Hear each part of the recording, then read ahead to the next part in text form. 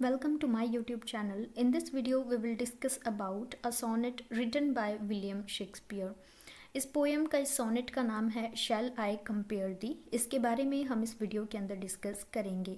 बाकी William Shakespeare के बारे में जो इंट्रोडक्टरी वीडियो है उसमें हमने उनके बारे में, उनकी लाइफ, उनके फेमस वर्क्स, उन सब के बारे में डिस्कस किया है। अगर आपने वो वीडियो नहीं देखी है तो प्लीज़ आप देख लेना, डिस्क्रिप्शन में आपको उसका लिंक मिल जाएगा। ठीक है, चलिए सबसे पहले हम इस सोनेट को डिस्कस करने से पहले मैं आपको थोड़ा सा बता देती हूँ इसके बारे में। देखो, विलियम शेक्सपियर ने 154 सोनेट्स लिखी हैं अपने पूरे लाइफ टाइम में। ठीक है, 154 सोनेट्स के अंदर जो स्टार्टिंग की 126 हैं, ये सोनेट्स उन्होंने अपने एक फ्रेंड जिनका नाम है WH, उनको एड्रेस की हैं। इस पोएम के अंदर विलियम शेक्सपियर ये पॉइंट आउट करते हैं कि जितनी भी ब्यूटीफुल चीज़ें हैं इस नेचर के अंदर, वो सारी धीरे धीरे ख़त्म हो जाएंगी, उनकी जो ब्यूटी है वो कम हो जाएगी। ठीक है, चलिए, लेकिन जो उनके एक फ्रेंड हैं जिनका नाम है WH, मतलब ऐसा माना जाता है कि उन्होंने ये पोएम उनको डेडिकेट की है। ठीक है, उनकी जो ब्यूटी है वो कभी भी ख़त्म नहीं होगी। ठीक है, मीन्स वो नेचर के ब्यूटी को अपने फ्रेंड की ब्यूटी से कंपेयर करते हैं। इस टाइप के इंग्लिश सोनेट को हम शेक्सपियरियन सोनेट कहते हैं। इसके अंदर 3 क्वेट्रेंस होते हैं। ठीक है, जिसके अंदर हर एक क्वेट्रेन में 4 लाइन्स होती हैं। जैसे इसके अंदर 4 लाइन्स हैं, उसके बाद इसमें 4 लाइन्स हैं एंड ये वाली 4 लाइन्स। ठीक है, एंड लास्ट की 2 लाइन्स को हम कपलेट बोलते हैं। ठीक है, सो इस तरीके का फॉर्मेट होता है एंड इस फॉर्मेट के अंदर इन्होंने ये सोनेट लिखी है।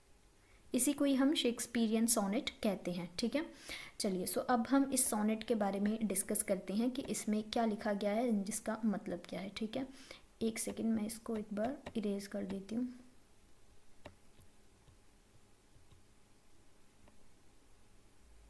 ओके, सो इस पोएम का मतलब देखो क्या है। सबसे पहले पोइट नहीं चाहते कि उनके फ्रेंड की ब्यूटी को वो एक समर डे की ब्यूटी से कंपेयर करें।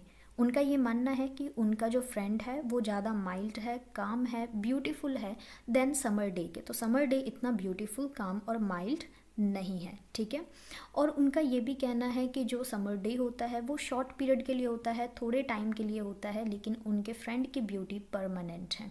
एंड समर डे की ब्यूटी शॉर्ट पीरियड के लिए इसीलिए है क्योंकि जो फ्लावर्स होते हैं जो दिन में खिलते हैं, ठीक है, और जब उन पे धूप पड़ती है या ज़्यादा तेज़ हवाएं जब चलती हैं उससे वो सारे फ्लावर्स क्या हो जाते हैं, टूट जाते हैं, इसीलिए ये ब्यूटी शॉर्ट लिव्ड है। ठीक है, एंड समर डे के टाइम पे क्या होता है, जब समर होती है तो सन कई बार इतना ज़्यादा गर्म होता है, इतना ज़्यादा ब्राइट होता है, और कई बार उसको क्लाउड्स भी कवर कर लेते हैं और उसकी जो शाइन है वो एकदम डिम हो जाती है। ठीक है, सो उनका ये कहना है कि जितने भी ब्यूटीफुल चीज़ें हैं वर्ल्ड के अंदर, उनकी ब्यूटी, उनका चार्म ख़त्म होता जाता है।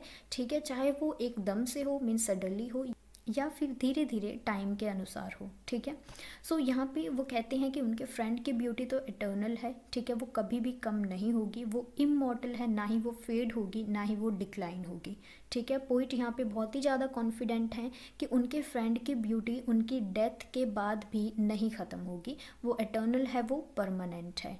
एंड लास्ट में वो ये कहते हैं कि इस सोनेट के थ्रू, जो सोनेट इन्होंने ये लिखी है, इसके थ्रू उन्होंने अपने फ्रेंड की ब्यूटी को इमॉर्टलाइज कर दिया है।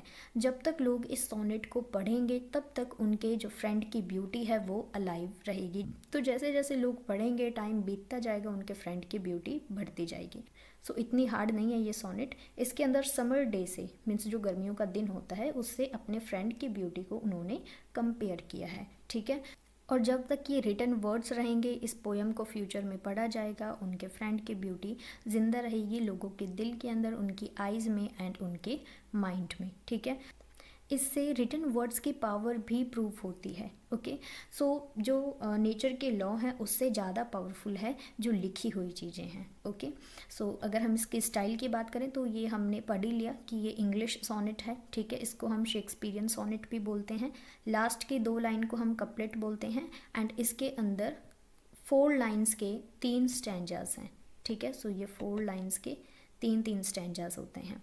सो ये पूरा इस सोनेट के बारे में था। I hope you like this video. इसके बाद हम विलियम शेक्सपियर की एक और सोनेट को डिस्कस करेंगे, एंड अगर एक दो और सोनेट हुई तो उनको भी डिस्कस कर लेंगे, ठीक है। एंड इसी तरीके से बाकी जितने भी इम्पॉर्टेंट राइटर्स हैं, पोइट्स हैं, ठीक है, उनके वर्क्स को हम डिस्कस करेंगे।